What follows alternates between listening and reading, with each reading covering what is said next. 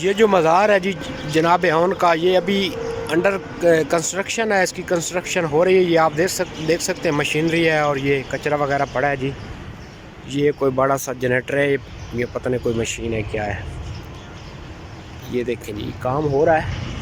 ये देखें जी ये कंस्ट्रक्शन हो रही है जी जनाब ओन के मज़ार की। शाम का टाइम है जी।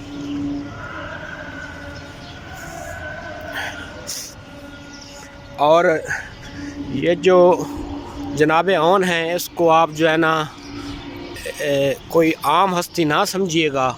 ये बीबी ज़ैनब सलामुल्लाह अलैहा के जो दो बेटे थे जिनका नाम ओन और मोहम्मद था, ये ओन हैं और मोहम्मद जो है वो करबला में दफन है जी। ये देखें जी ये अभी कंस्ट्रक्शन हो रही है।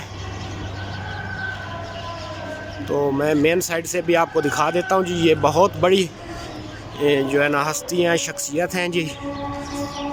ये भी जो करबला में 72 शहीद हुए थे उनमें से ये एक हैं ओन।